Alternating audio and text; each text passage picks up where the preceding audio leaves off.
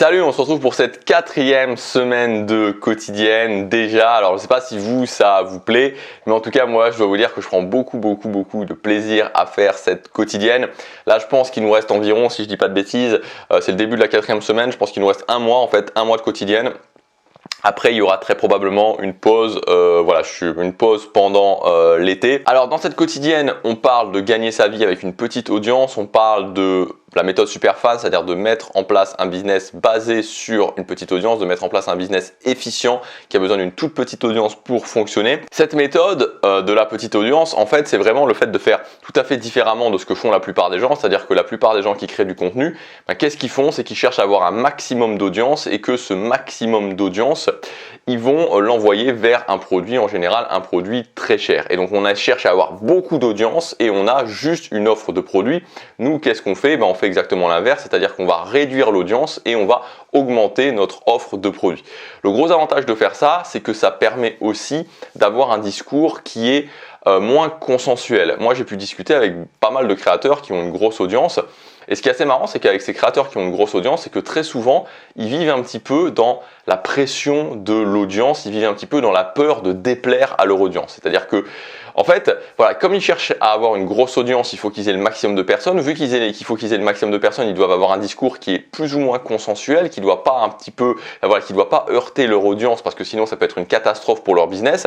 Et donc ils sont toujours dans cette espèce de, il faut pas que je déplaise trop. Le gros avantage quand vous avez une petite audience, c'est qu'au final, quand vous avez besoin de très peu de gens, vous pouvez avoir un discours qui est beaucoup plus polarisant. Alors, polarisant, en tout cas un discours où vous êtes beaucoup plus authentique, où vous dites à 100% ce que vous pensez. Parce qu'au final, même si ça déplaît à certaines personnes, c'est pas grave, parce que vous n'avez pas besoin d'avoir 20 000, 30 000, 50 000 vues par vidéo. Vous avez juste besoin d'avoir 100, 200, 300 vues par vidéo, c'est largement suffisant pour générer un revenu très confortable. Et donc finalement, vous avez un discours qui est assez cash, mais ce discours qui est assez cash, il va petit à petit justement attirer des gens qui vont croire en ce discours. Et c'est un petit peu finalement toute la magie de la petite audience, c'est que tu peux être beaucoup plus polarisant. Finalement, le tri va se faire tout seul et au bout d'un moment, tu vas avoir des gens qui vont croire en ce que tu dis. Moi, je te prends mon exemple sur ma chaîne Gabriel Clément, c'est que j'ai un discours qui est assez polarisant dans le sens où, voilà, je dis très clairement que pour moi, le développement personnel, vraiment de la sensation, on cherche à se sentir bien tout de suite, maintenant, voilà, ça ne fonctionne pas et que pour moi,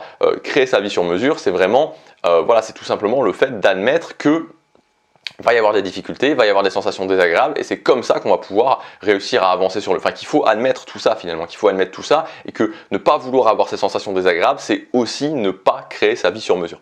Bon bref, c'est un autre sujet, mais tout ça pour te dire que voilà, on peut se permettre d'avoir un discours qui est un petit peu plus cash, un discours où on est vraiment axé vraiment sur ce qu'on croit, on a vraiment un discours qui est authentique. Alors évidemment, la difficulté de la petite audience, c'est que pour beaucoup de personnes, c'est justement cette idée de sortir beaucoup de formations. Et ça, c'est quelque chose qui pose problème, cette notion de sortir des formations, avoir des idées de formation. Moi, je parle sans arrêt à des gens qui me disent « mais je ne sais pas comment faire pour sortir des formations, j'ai pas d'idée de formation, je ne vois pas comment sortir une dizaine de formations, etc. etc. » Et donc aujourd'hui, moi, ce que je voudrais te proposer, en fait, c'est une solution qui est un petit peu une solution alternative. Si tu es dans cette difficulté de sortir des formations, en tout cas de te dire que je vais sortir tout le temps des formations, ce que tu peux faire, c'est cette idée du calendrier de formation récurrent. Donc en fait, l'idée, c'est de te dire qu'au lieu de sortir tout le temps des nouvelles formations, tu vas petit à petit créer une sorte de calendrier de formation qui va être récurrent, donc une sorte de calendrier de formation, plutôt on pourrait dire permanent. Enfin, un catalogue de formation qui va être permanent et que tu vas sortir de façon récurrente. C'est-à-dire que, en gros, tu vas te dire, je vais sortir plusieurs formations et à chaque fois qu'une formation va bien fonctionner, je vais la conserver. Donc je vais définir des sous-thématiques. Par rapport à mon business et pour chacune de ces sous-thématiques, je vais commencer à sortir une formation. À chaque fois qu'une formation va vraiment bien fonctionner, je vais la garder. Et donc, petit à petit, en faisant ça, je vais avoir une première formation qui va fonctionner, je vais la garder, puis ensuite une deuxième, je vais la garder, etc., etc.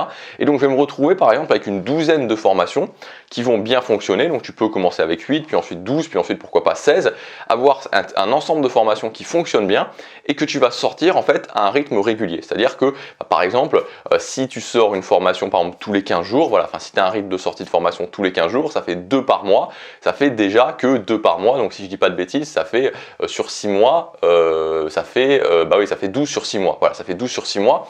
Donc si tu as un calendrier de formation qui est composé de 12 formations récurrentes, tous les 6 mois, tu as une formation qui va ressortir. Donc ça reste un rythme relativement régulier.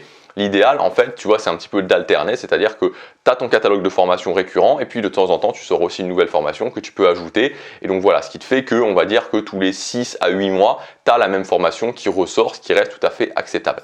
Et donc ça te permet, en fait, si tu veux, de tirer le meilleur parti de la méthode, justement, de cette méthode Superfan, de cette méthode de sortir des formations régulièrement, puisque tu as des produits qui sortent régulièrement, sans devoir constamment ressortir tout le temps des nouveaux produits, sans devoir voilà, être constamment sous cette pression de ressortir des nouveaux produits. Donc ça peut être quelque chose qui est intéressant à faire. Alors évidemment, ça prend un petit peu de temps, ça va te prendre 1 ou 2 ans pour pouvoir vraiment mettre ça en place, mais après, une fois que c'est fait, et tu as presque un business qui tourne en automatique de cette façon-là, enfin entre guillemets en automatique, non pas vraiment en automatique, mais tu as un business où tu as quand même des choses, enfin tu as beaucoup de choses en fait que tu peux prévoir, parce qu'en fait finalement tes lancements, ta page de vente ça va être la même, ta vidéo de vente, tu fais une vidéo de vente, mais si tu fais ça, je te conseille plutôt d'être dans une optique de page de vente. Tu peux reprendre aussi les éléments si tu fais une séquence qui est par exemple une séquence par mail, etc. etc. Bon, ça c'est un autre débat, mais en fait, en tout cas voilà, ce que je voulais te dire aujourd'hui, c'est que tu as des solutions qui sont alternatives.